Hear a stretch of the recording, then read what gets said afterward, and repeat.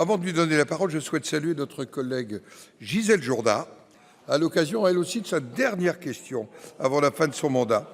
Et la remercier pour son engagement au sein du Sénat et notamment de nos affaires étrangères.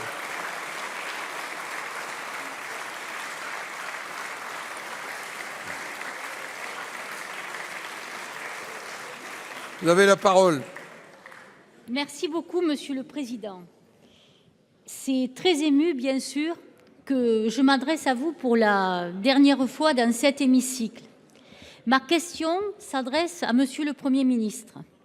À l'heure des premiers bilans de la canicule, c'est les rétex, comme vous avez pu les appeler. Le moment surtout de se rendre compte que l'état d'impréparation de notre pays face au dérèglement climatique, véritable sujet transversal qui ne se résume pas à savoir si nous sommes pour ou contre la climatisation. À vrai dire, depuis 2003, nous n'avons pas pris les mesures d'ampleur nécessaires pour adapter nos modes de vie au réchauffement climatique, adapter nos logements, adapter nos écoles, adapter nos transports. La semaine dernière, vous avez appelé nos concitoyens à garder leurs enfants à la maison, souvent des fournaises, parce que les écoles ne pouvaient plus les accueillir. Aveu d'échec terrible. En parallèle, les personnels soignants, les services de secours sont à bout de souffle. Des millions de travailleurs restent insuffisamment protégés face aux fortes chaleurs. Pour parachever le tableau, la prime Rénov' est devenue d'une réelle complexité et vous avez amputé 1,35 milliard d'euros du fonds vert, soit moins 54%. C'est dramatique. Ma question est simple. Comment prétendre préparer nos territoires au dérèglement climatique quand vous retirez les moyens destinés à leur adaptation? Quand votre gouvernement fera-t-il enfin de l'adaptation au changement climatique une véritable priorité nationale avec des moyens à la hauteur des enjeux pour protéger nos concitoyens et en particulier les plus vulnérables? Pour vous répondre, la parole est à la ministre de la Santé, Madame Rist. Merci, Monsieur le Président. Madame la sénatrice Jourda, merci pour votre question et je vous souhaite moi aussi une bonne continuation.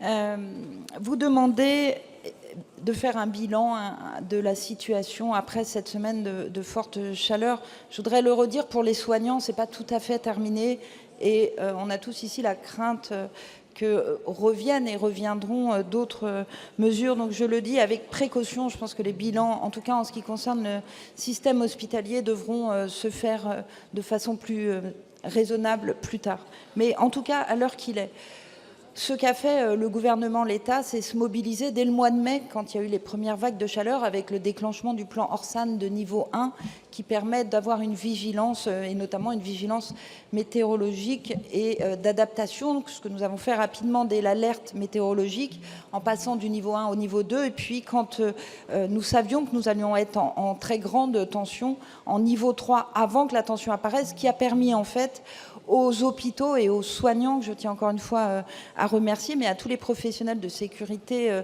de notre pays, de se mobiliser, et notamment pour préparer l'hôpital à accueillir cette hausse que nous avons vue les jours suivants arriver dans les établissements.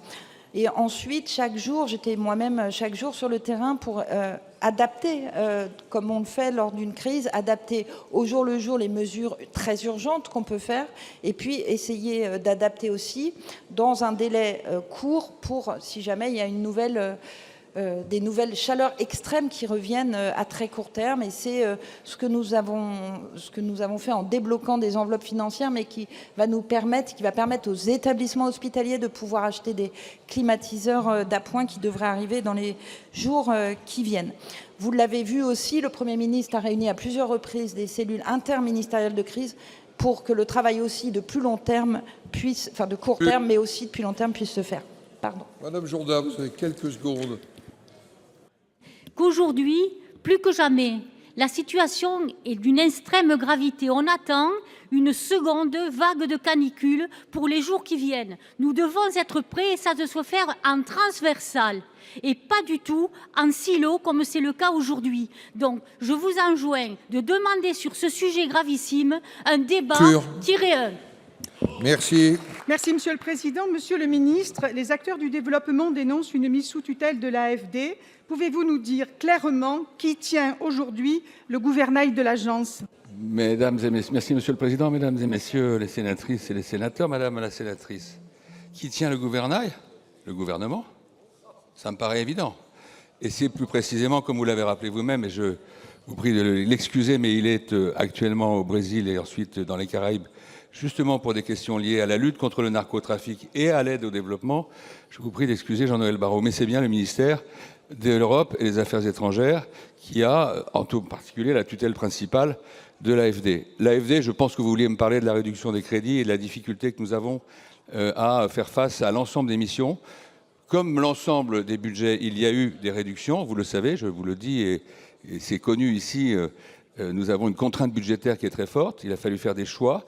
Néanmoins, les sommes qui sont consacrées à l'AFD, qui restent un élément, peut-être l'élément majeur de l'influence française et du soutien au développement, évidemment, dans le monde, ces choix, ils sont priorisés de façon en priorité à tenir nos engagements. Voilà la réponse que je peux vous faire.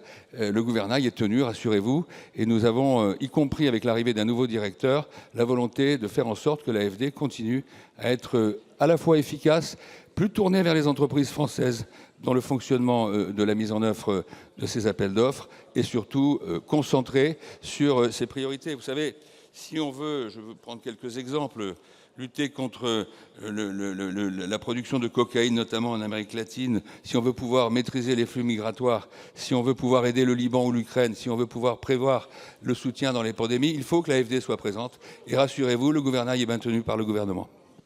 Eh bien, nous avons bien compris. Il s'agit d'une reprise en main de l'AFD aux effets destructeurs. En la plaçant sur la coupe du Premier ministre, vous ignorez son statut de PCI ainsi que la loi de 2021 qui lui confère sa gouvernance propre. Et son conseil d'administration n'exercera plus son rôle. Nous avons très bien compris.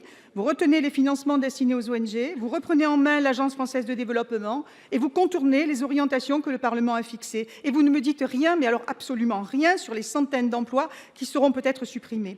Et si votre objectif, c'est de supprimer l'aide publique au développement jusqu'à la détruire, il ne fait aucun doute que celui-ci va être très vite atteint. Après une baisse historique, drastique des crédits de l'aide publique au développement qui, en moins de 2 ans, a affecté déjà 94% des ONG françaises, supprimé près de 100 000 emplois soutenus et privé d'aide 15 millions de personnes, eh bien vous vous attaquez maintenant à l'agence sous couvert de rigueur budgétaire. Or, vous le savez, chaque année, l'AFD reverse entre 60 et 200 millions d'euros de dividendes.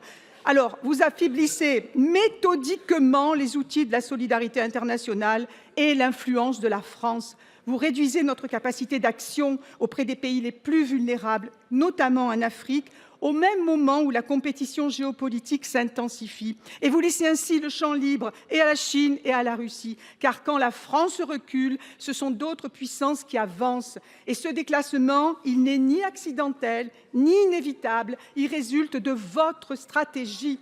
Alors, vous faites du trumpisme. Nous, ici, et sur ces bancs, mais j'espère au-delà, je pense au-delà, nous nous battrons pour que les crédits de la PD soient restaurés et que la solidarité internationale, notamment avec les plus pauvres dans le monde, relève à nouveau de l'honneur de la France. Merci Monsieur le Président. Monsieur le Ministre, je souhaite vous parler de 2 industries emblématiques de notre pays. Tout d'abord, dans le Loiret, j'y associe mon collègue Christophe Chailloux.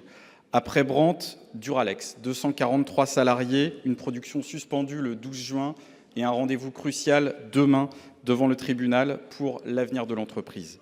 Dans le Morbihan, après le drame de Michelin, c'est la Fonderie de Bretagne et ses 258 salariés. Une entreprise en cessation de paiement qui a demandé son placement en redressement judiciaire. Il y a eu un CSE extraordinaire qui s'est réuni hier et une audience devant le tribunal après-demain.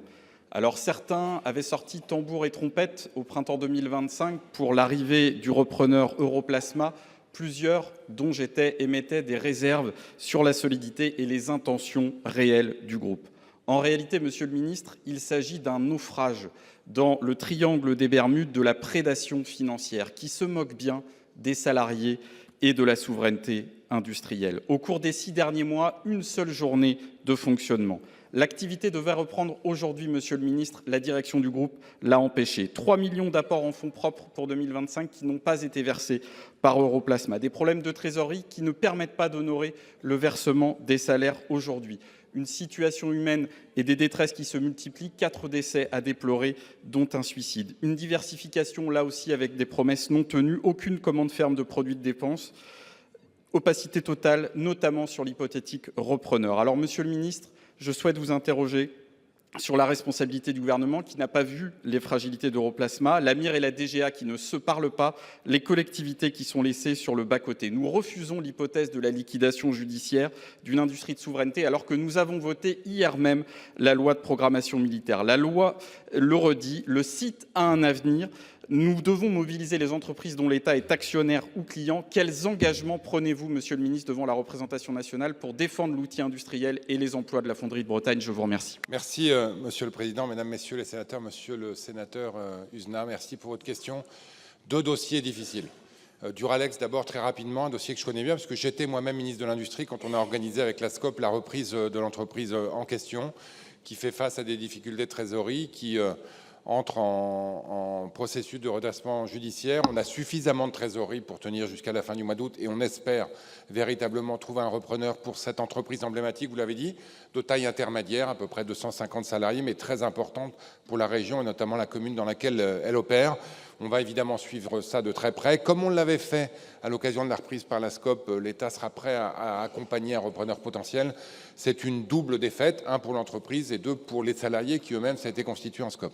En ce qui concerne les fonderies de Bretagne, sujet évidemment extrêmement emblématique aussi dans votre département, dans la région, je ne vous laisserai pas dire que l'État n'a pas collaboré avec les collectivités locales. Vous le savez, dans le cadre de la reprise d'Europlasma, l'État s'est engagé aux côtés de la région et aux côtés de l'agglomération. 7 millions au total, 5,5 millions pour l'État, 1,5 million pour l'agglomération et pour la région. Ces 7,5 millions n'ont pas été versés. Pourquoi? Parce que Europlasma, et là je vous rejoins, n'a pas fait sa part du marché. Ils s'étaient engagés eux-mêmes à verser, alors je ne sais plus combien, 15 millions d'euros qui n'ont pas été versés. Et c'est la raison pour laquelle l'État, en coordination avec les collectivités locales, ont évidemment retenu son crayon et n'a pas souhaité mettre de l'argent dans une entreprise qui, aujourd'hui, n'était pas suffisamment soutenue par son actionnaire. Où on va à partir de maintenant? D'abord, mobiliser Renault pour générer de la trésorerie. Vous savez que Renault avait mis de l'argent en fiducie dans le cadre de la reprise. Nous souhaitons collaborer avec Renault pour que cet argent permette de gagner du temps, de passer en redressement judiciaire et ensuite de trouver un repreneur. Je vous rappelle quand même qu'à l'époque, en avril 2025, Europlasma était le seul repreneur disponible. Moi, j'aurais préféré qu'on ait d'autres industriels prêts à reprendre cette entreprise et on aurait pu, si je puis dire, faire notre choix. Pas moi, mais le tribunal. On n'avait pas le choix. Et donc, on a pris, j'allais dire, ce qu'on avait et je vous retrouve sur le fait que ce qu'on avait était sans doute pas au niveau. Il faut qu'on remette le travail à l'étal. Il faut qu'on cherche des repreneurs pour cette entreprise qui a de l'avenir et on va tout faire pour ça. Merci.